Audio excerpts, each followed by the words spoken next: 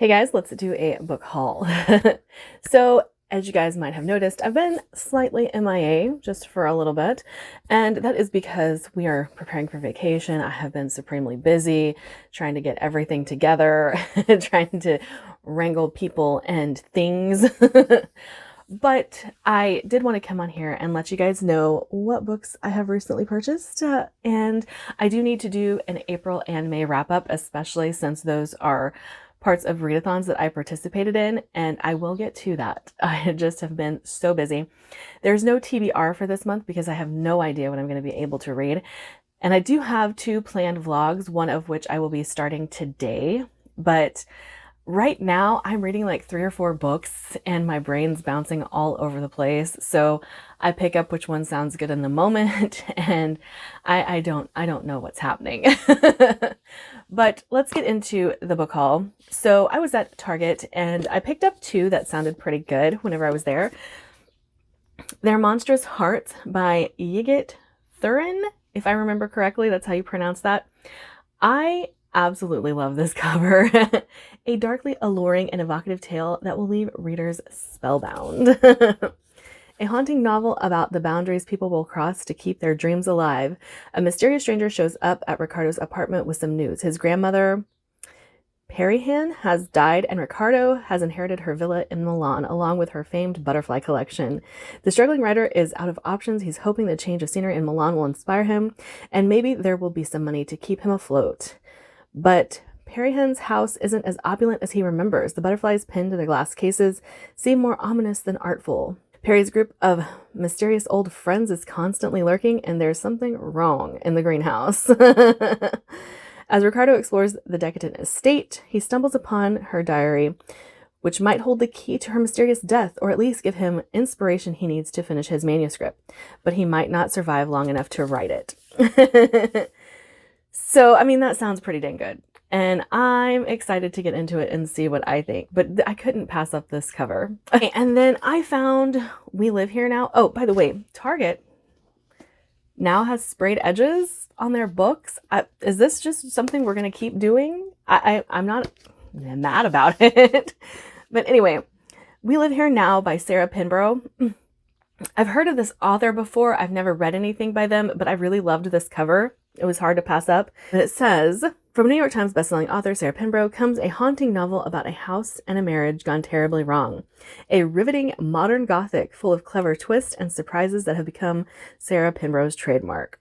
That was all I needed to know. I saw the word gothic. This told me it was gothic, like just this cover. And I have really been liking a lot of the gothic mysteries that have been put out lately. The Sanatorium comes to mind. But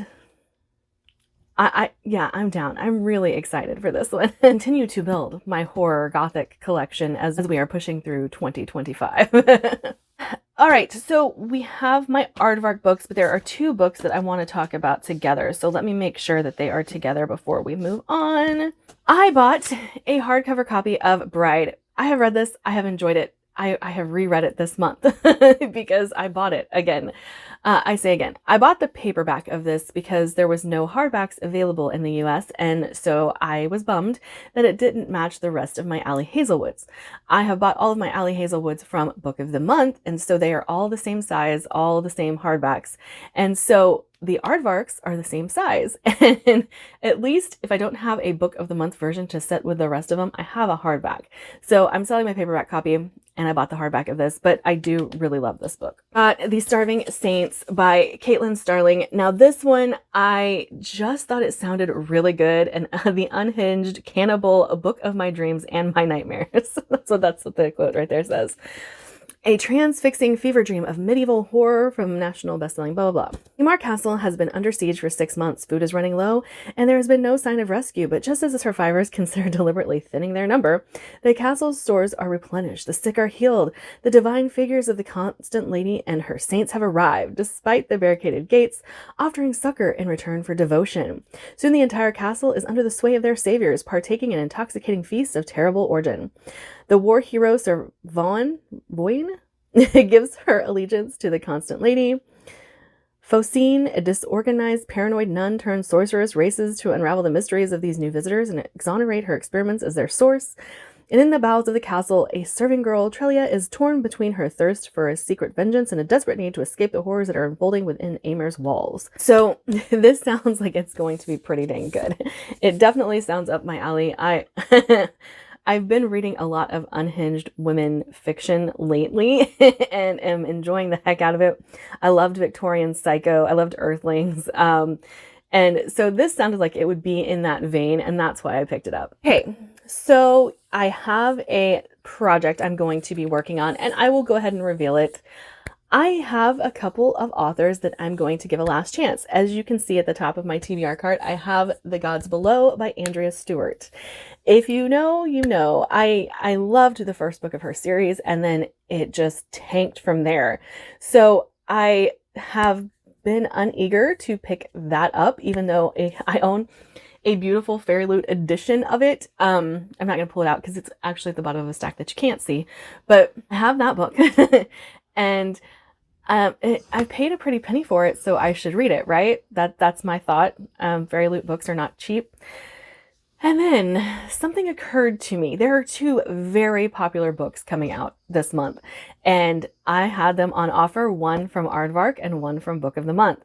And so I told myself I would do this project, basically giving these authors a final chance to impress me. And we'll talk about the other two as well, because they're sitting right here. The Devils by Joe Abercrombie. I read First Law, loved the first book, and I got 75% of the way through the second book and went, this is going nowhere.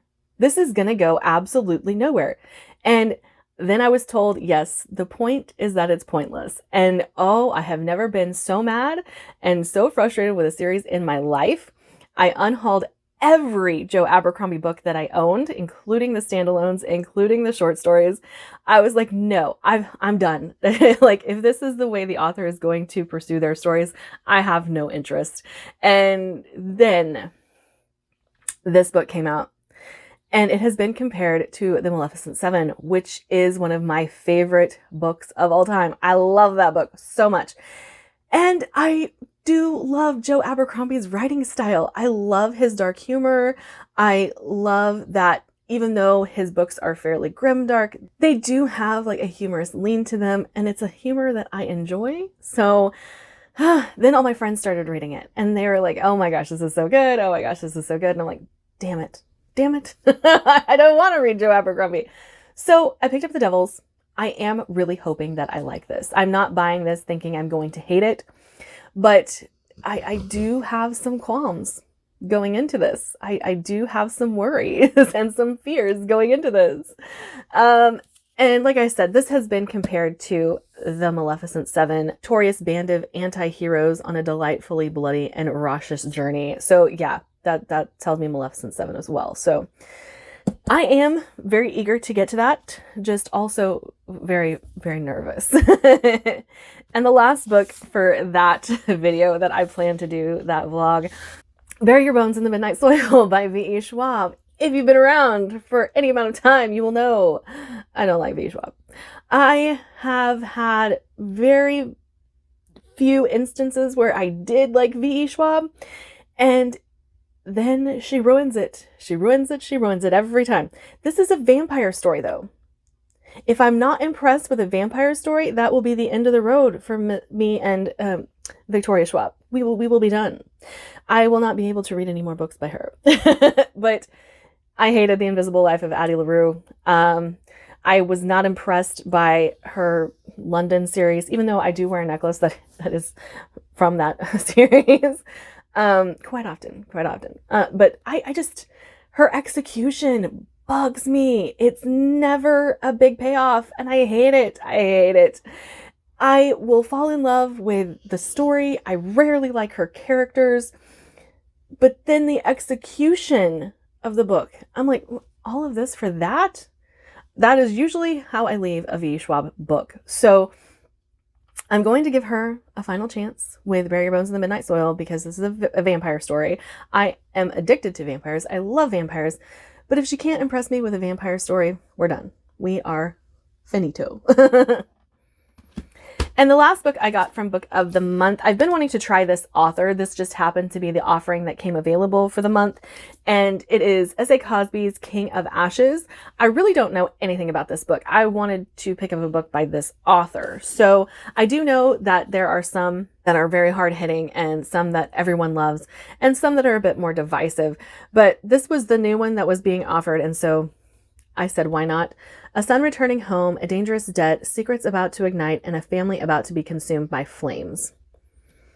I know that there's a lot of familial drama in S.A. Cosby's works. I know that there's a lot of action and a lot of heartbreak in S.A. Cosby's works. Like I said, I don't know much about this. I just wanted to read something by the author. All right. The rest of these books are going to be books that I have purchased on my own. And the first 3 will be Amazon orders, and the last 2 will be Pango orders. So I caved, and I got The Wind Weaver by Julie Johnson. I have been hearing nothing but amazing things about this book ever since people started reading it. I did try to get an ARC of this and didn't get one, so I am bummed about that. But also, why is this book so tiny? I don't understand. Why is she so small? I hate this because this means that if the series continues and they don't keep these tiny hardcovers that are printed on the hardcover, because that's not a dust jacket, y'all. That's not a dust jacket. I won't be able to have a matching set, and that drives me crazy. But this is magic and adventure. Swirl as a young woman reignites the embers of an ancient prophecy, unleashing a storm that could save her realm or doom them all. But everyone who has been reading this has been absolutely loving it. If you have seen this on other channels and it's a white cover, that is because it was the Fairy Loot Romantasy pick. And I'm just excited. I am excited. Now, for a favorite author of mine, I'm so excited, but also I have a hardcover of this and not a hardcover of her other series, and that's going to drive me crazy. Because you just saw with Bride, I have a problem with that. The Night and the Moth by Rachel Gillig. I love One Dark Window. I love that series. It's just so good. It's so good. It's gothic and it's romantasy and the atmosphere is fantastic. The romance you root for, but it doesn't like take over the story. And I just adore it. I adore it. And I've heard the same things about this book, and so I'm so very excited to read it. The Night and the Moth, like I said, that's all I know. Rachel Gillig has written another gothic romantasy. Do I need to know anything beyond that? Absolutely not. Let me read you this quote, though. I'm obsessed with Rachel Gillig. The Night and the Moth is achingly romantic, richly imagined, and told with a gossamer delicacy that keeps the pages flying. So, I mean, Hannah Witten wrote that. I'm seeing a whole lot of authors that I love blurbing this, but I also love Rachel Gillig, and I've heard very good things about it so far. I've seen a couple people say this is the best book of the year that they've read. I've seen a couple people not like it so much, but they're not big fans of Gothic as I am. So I was very intrigued by their reviews because they liked it, even though that's not their thing. And on that same note, I did give in to a little bit more hype, but Esme, she loves this book so much. And then I've heard a couple other people really, really love this book.